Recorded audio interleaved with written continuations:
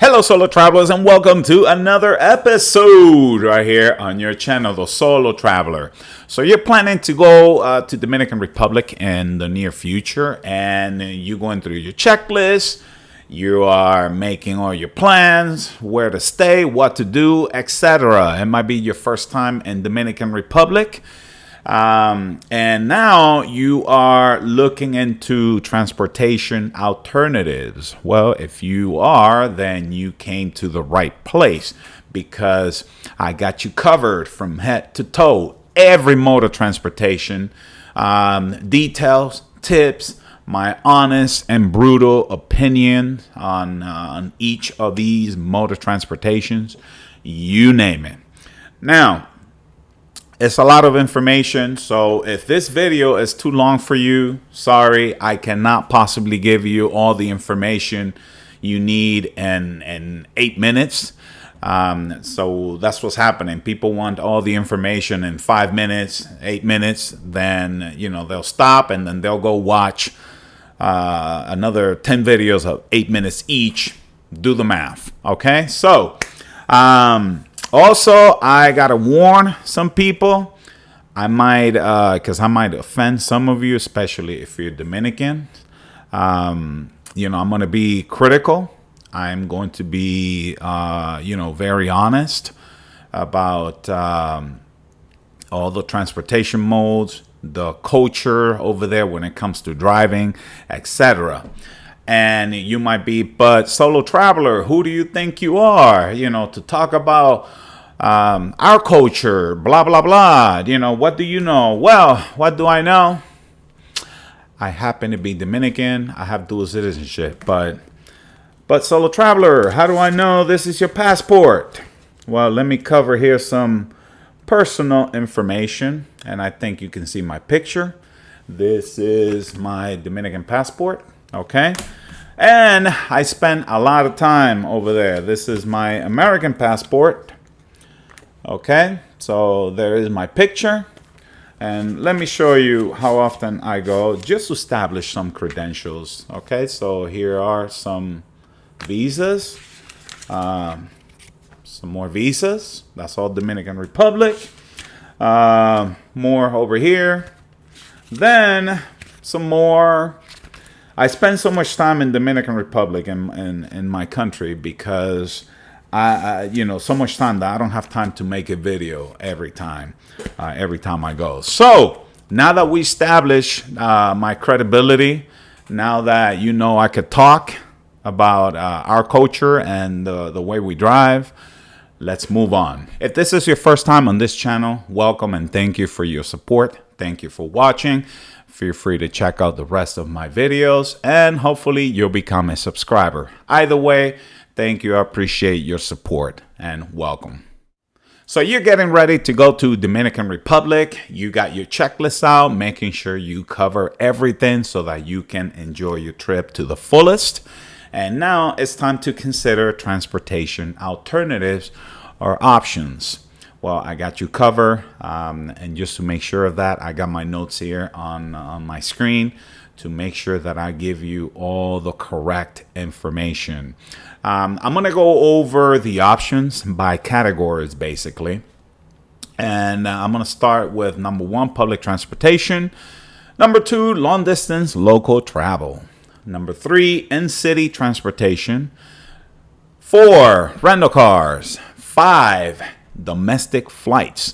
We'll start with public transportation. Let's talk about the subway in Santo Domingo, or the metro system in the capital city. It operates 2 lines, 1 and 2. Line 1 runs north to south. Line 2 east to west. Both lines, they go to all the important places, sites, government buildings, city center or downtown, museums, etc. The cost is 15 Dominican pesos or US dollar 35 cents for every chargeable metro car, plus 40 pesos, that's about 80 cents US for a round trip. Or you can pay 80 pesos for a day pass. Okay, for more information, and I'm going to be saying this a lot. I left the link in the description. There's a lot of links in the description, so I'm going to be, repeating this. But I left information, through the link. You can get all the information for the, for the subway system, the prices. Even though the links are in Spanish, I'm gonna give you a heads up. But either way, Spanish is recommended, just in case you get stuck, you have a question, and the subway is within Santo Domingo only, okay? It operates daily from 6 a.m. to 10:30 p.m., so keep that in mind, okay? Next one, let's talk about taxis. They can be found anywhere in the biggest cities, like Santo Domingo, Santiago, Punta Cana, Puerto Plata. You can find them at the malls, airports. They pretty much operate 24/7. They are available for long distance, city to city, locally, and for hire as private drivers. But I'll cover that later on this video. I got some links in the description of some taxi companies, Polo, Claro, and Transporte Aleca. My tip is that Spanish is recommended, although some companies have English-speaking personnel. Make sure you know the fare beforehand. You should know who the driver is, color of vehicles, and license plate before you get on. And by taxis, I don't mean Uber. These are independent companies. Speaking of Uber, that's next. Let's talk about Uber. Uber is another option. It's been in Dominican Republic since 2015. Operates in Santo Domingo, Santiago, Puerto Plata, and Punta Cana. They're available 24/7. One thing I like is that you don't need to worry about the language barrier since there's no need to talk to drivers. My tip is, first, I made a video on using Uber in Dominican Republic. I left it in the description below. Basically, I talked about how I recommend switching payment methods to cash once you land in DR. This option works in certain countries. Dominican Republic is one of them. The option to switch the payment method to cash. Just make sure you have cash with you. Now, as a side note, the exchange rate for Dominican Republic is $1 for 54 pesos. That's as of today's November 2022. So just keep that in mind. Next category is long distance local travel. This means within Dominican Republic, sometimes Haiti, but we're here to talk about Dominican Republic. So let's talk about the first mode is interurban coach bus service. These are, I consider these to be the fastest, safest, and most affordable, comfortable way to get around the country. Plus, they offer Wi-Fi, air conditioner, and even movies. The main ones in the country are Caribe Tours, Metro Autobus, and Expreso Bávaro.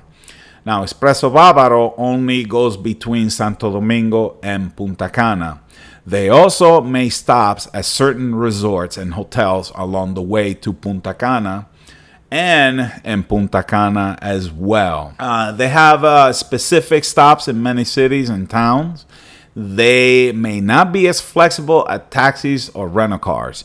Just like coach buses, they go to their specific stops. Once you get there, then you have to take a taxi at the bus station to get to where you need to go. The fares, how much these buses, they range from 200 pesos to 500, which is about $3 to $9 US for one way. If you opt for these, I would recommend arriving at the bus station at least 1 hour prior to departure to ensure seating. And also don't forget to bring at least a sweater because it gets cold in these buses, okay? Again, the links are in the description, all right?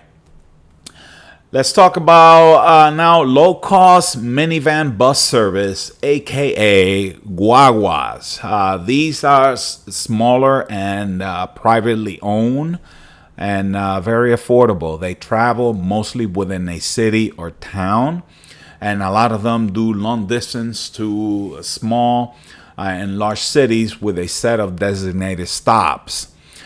Some of them do run express and will normally have a sign in Spanish, of course, that says espresso, and that can shorten your trip.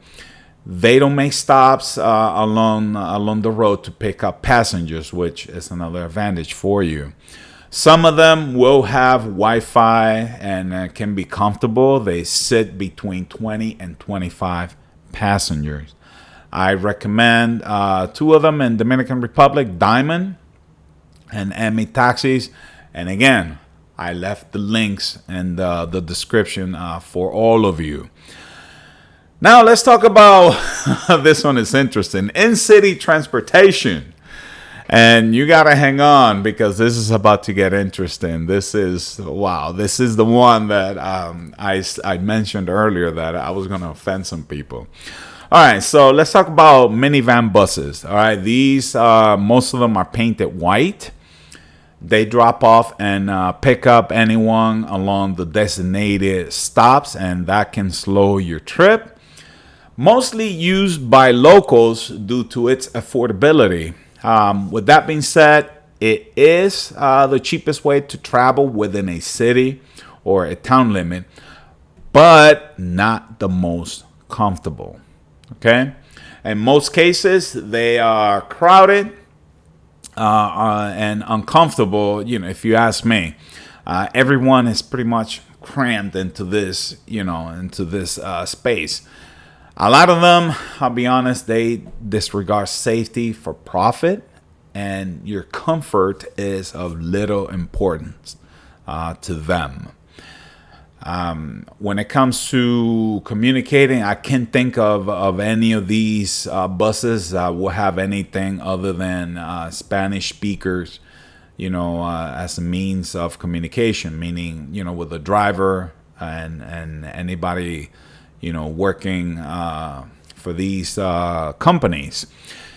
If you want to try them, just my tip is to bring small change or bills as you pay cash as you get on. There's some dude on the door that he works for the company, and he'll charge as you get on. And no credit cards, all right? No credit cards accepted. You've been warned. Now let's talk about the other ones. Oh, these are my favorites. Motorbikes taxis, aka moto conchos. They're very popular among locals, pretty much anywhere in the country due to their traffic evasion skills. And it's usually the fastest way to get from one point to another. However, they are considered the most dangerous mode of transportation, especially in cities with heavy traffic like Santo Domingo and Santiago. On these, you can forget about wearing helmets, although they are legally required to do so. These are, they're like the getaways type of vehicles. So if you're a dude messing around with some chick over there, and you're her house, and her significant other comes home, you'll have to jump out the window. You can flag one of these nouns, and by the time the husband or the boyfriend sticks their head out the window, you're in the next zip code. So, these are very, very fast. They can get you from one point to another. Normally you'll find them in hub, all gathered on a street corner, or they're driving around. Just flag them down, and you got yourself a quick, cheap, very cheap ride. If you care enough, look for an official one, as they are wearing vest and helmet. These, unfortunately, are also very popular among thieves and robbers because, because what I just said, they can get you out of the area very quickly. However, if you get on one of these just for the adrenaline or for the rush, keep your belongings in your pocket. Don't take out the cell phone and start, oh, I'm in DR and look, I'm riding one of these motocons. Oh, shit. Your cell phone will be gone and you won't have time to recover. Trust me. So just, you've been warned. Keep your belongings in your pocket. So one last note on these. They are hated by locals, especially if you're driving, because they're constantly getting in the way, and they're very quick, so you got to constantly be slamming on your brakes if you're driving. Trust me, it can be annoying. Okay, let's talk about the other type of conchos. These are shared taxis or simply conchos. So there are two types of conchos, moto concho and there's simply conchos, all right? Again, very affordable and very, very popular with locals for transportation within city limits. They're usually four-door cars from the 80s and 90s, let's be honest, and not in the best condition. Just like in-city minibuses, they travel specific routes with multiple stops as indicated by passengers. The next category is car rentals. This one, we have to talk about this one. This really, I need to just be honest about this one. And I need you all to pay attention. Hopefully, you really consider it. But first, before renting a car, do you really, really need a rental car in Dominican Republic? All right. So you made the decision. But first, you have to see my video on how to rent a car in Dominican Republic. Again, the link is in the description. All right. Let's go ahead and talk about insurance. Have you checked? Go ahead and check with your auto insurance at home to see if it covers you internationally. They may not. The reason for this is like, if what's your plan in case you go somewhere and you get into trouble or an accident, flat tire, etc. Somebody rear-ends you. They have no insurance, which is very common in Dominican Republic. So if I suggest that if you don't have a policy that covers you in Dominican Republic, that you make sure that you are insured as well as the car. You might want to buy full coverage from the agency once you rent. It's not cheap, but it'll be cheaper than an accident given that you come out okay. Also, when you rent, get a phone number from the rental agency, a phone number that you need to call in case of an emergency. And speaking of making phone calls, make sure if you have a phone that can take a SIM card, make sure you get a SIM card as soon as you land. Trust me, this is helpful. Unless you have an international plan with your carrier, then you don't have to worry about it.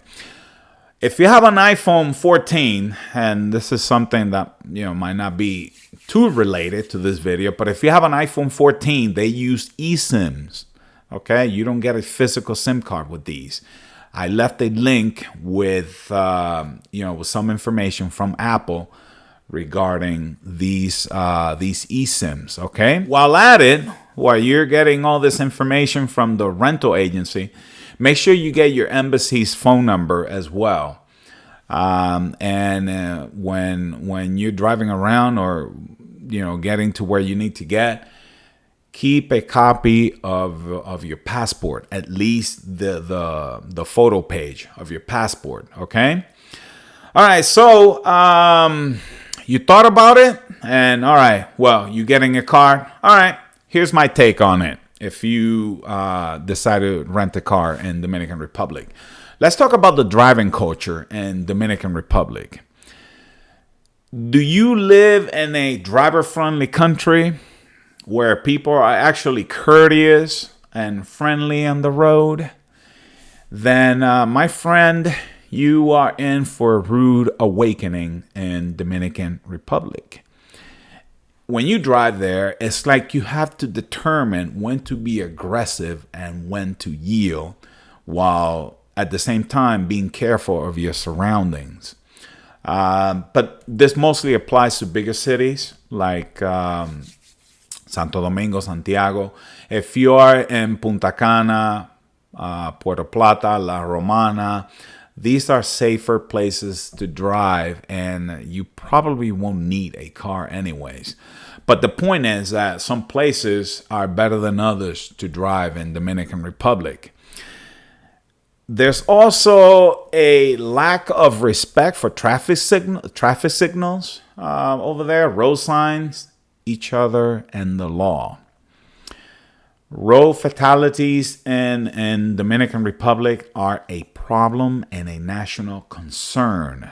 It got to a level that even the World Health Organization released a study in 2015 indicating that Dominican Republic had the highest traffic accident death rate in the Americas.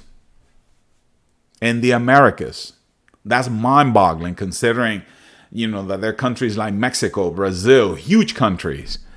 The rate in Dominican Republic for death is 29.3 per 100,000 inhabitants. This is not to scare you. This is just information that you need to keep in mind, okay? Another issue is drunk driving over there. Oh man, this one, I got to talk about this one, because I'm not saying that you do it while you're in Dominican Republic, but drinking and driving is almost the norm there. Yes, I've seen plenty of people chugging beers while they drive. Okay, I'm not lying. There have been also several high-profile deaths in Dominican Republic of Dominican athletes, major leaguers, baseball players, due to drinking and driving. But this is obviously not only limited to like famous people. This is a constant challenge for a lot of families as they have to receive news of their relatives being killed. This is a problem in Dominican Republic. But do keep in mind that there's actually a law against it. It's Law 63-17, Article 256. I left a link in the description. Unfortunately, the enforcement there is lacking. So, it's not really, there's a law, but, the enforcement is just kind of weak. All right, so some tips if you decide to rent a car. Don't drive at night. There are many reasons. Just avoid driving at night, okay? Use roads that are well traveled. Map out your route before leaving. It helps to know some Spanish. And if you can, go with someone that knows the language and knows the country. All right. If going to places that are, if you're going to places that are not regularly visited by tourists, then I suggest you go with someone that's local. If you know someone, or you go with a tour company or tour guide, or use the Airbnb experience tours, by the way, okay? So that's just to give you a heads up. All right, finally, the fifth category is domestic flights. All right, believe it or not, getting around Dominican Republic by charter flight is a possibility to quickly reach various regions. There's some domestic airports used for charters or for limited schedule flights between, Dominican Republic's major tourist hubs, Santo Domingo, Samaná, Punta Cana, Puerto Plata, and Barahona, among others. I know of two charter flight companies. One of them is Air Century, and then the other one is SAP Group, or SAP. I provided links in the description for your information. Also, in the description, I provided the list of domestic airports in Dominican Republic, again, for your information. I mentioned something about private driver. Yes, you can hire a private driver for a round trip. You can hire them for a couple of hours, days, even a week. Where can you find them? Your Uber driver. All you have to do is ask. You can also inquire at your hotel or resort. If you're not in a hotel, your Airbnb host. You can also ask if you have family or friends over there. Then they can give you information. If you do decide to hire a driver, of course, it's preferred that they're bilingual, unless Spanish is not your first language or you don't know Spanish. So make sure you pick up on your Spanish so both of you can clearly communicate. Speaking of communication, make sure you agree on everything beforehand. On everything. By that, I mean how much, obviously, for a certain distance, how many stops, if you need to make any stops.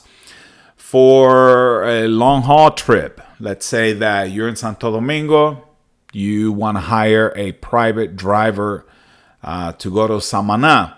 That's like a 5-6 hours trip. You'll probably end up spending the night, which begs the question.